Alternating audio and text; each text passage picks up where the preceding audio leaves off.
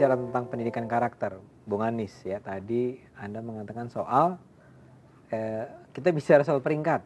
Jadi peringkat, dan saya ingin mengatakan bahwa nggak bisa disalahkan karena kita semua hidup dalam logika peringkat, logika rating, logika jumlah. Komentar Anda? Dalam hidup nanti kenyataannya tidak pakai nomor begitu. Jadi ya pakai nomor begitu. Jadi kalau lihat sekarang itu bolehlah. Menurut saya sebagai ukuran prestasi silahkan. Tapi itu jangan dikejar satu-satunya. Dan misalnya lulus NEM tertinggi, 10 tahun lagi nggak ada yang tanya NEM-nya berapa. Okay? Lulus kuliah 3 tahun, 4 tahun, 10 tahun kemudian nggak ada yang bertanya tuh sesudah karir. Apa yang menentukan karakter dia? Apa yang menentukan leadership dia? Tapi modal itu penting. Modal kemampuan intelektual, kemampuan berpikir, dan itu ada ukuran-ukurannya. Tetapi itu bukan satu-satunya, itu hanya membuka pintu, ngetuk pintu gitu. Tapi kemudian sudah itu karakternya, sudah itu leadershipnya. Jadi kalau orang tua memiliki kesadaran itu, maka dia akan bisa mengarahkan anaknya. Tidak justru memberikan pressure. Pokoknya harus NEM-nya sempurna, harus kuliahnya 3 tahun. Akhirnya pengembangan diri yang lain tidak dikembangkan. Kan nanti kalau udah bekerja, sudah hidup besar, tidak ditanya 8 kali 7 berapa, 4 kali 12 berapa, enggak begitu. Dia akan dikasih sebuah situasi yang dia harus menyelesaikan. Di situ butuh kreativitas, butuh macam-macam. Lebih dari sekedar kemampuan menghitung yang ada di situ. Bung Anies, tapi Anda masih optimistis sama sekolah-sekolah kita?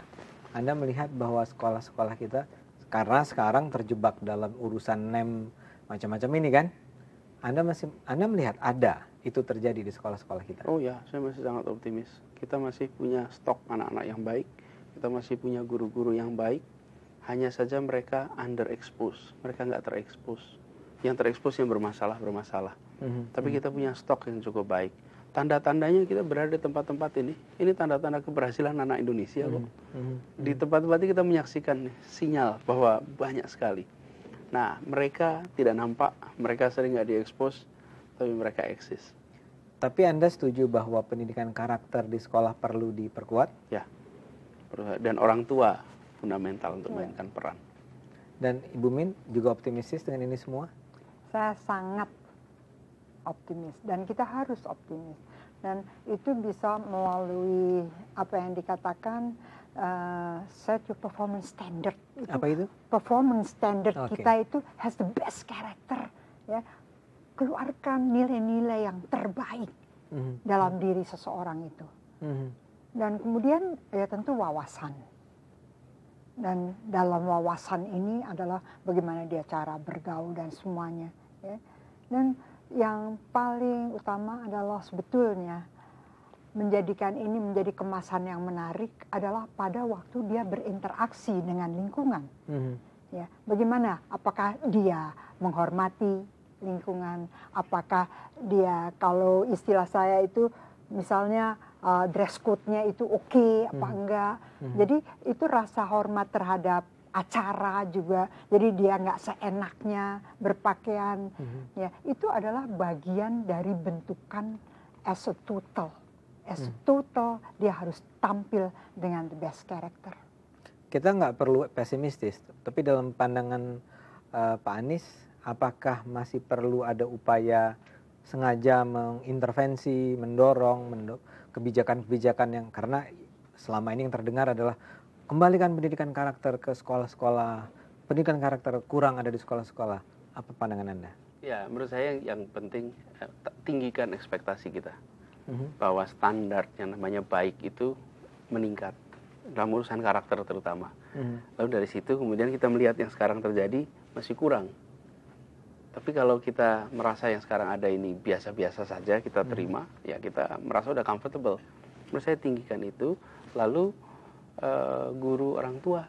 Jadi perlu dapat perhatian di situ. Jangan, saya nggak bayangkan nih sebagai penataran pendidikan penataran karakter. Jangan. Ya di acara, nonton acara ini aja.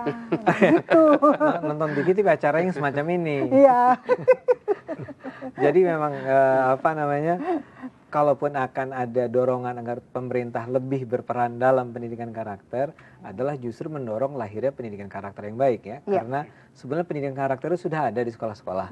Cuman barangkali orang-orang yang melakukannya harus diberi apresiasi lebih besar. Mungkin. Karena sekarang ini mungkin kita merasa salah. Saya juga Pak Anies barangkali kenal dengan para dosen, dengan para guru. Mungkin mereka merasa bahwa tanggung jawab mereka sekarang adalah melahirkan putra-putra terbaik secara peringkat, secara nilai, yang mungkin itu harus kita himbau terus-menerus ya Pak. Betul. Saya kira saya setuju sekali, apresiasi yang lebih kepada mereka harus diberikan. Karena mereka selalu dikatakan guru tanpa tanda jasa. Mereka jangan dikatakan tanpa tanda jasa, justru mereka itu sangat berjasa. Sangat berjasa. Harus kita hormati terus-menerus.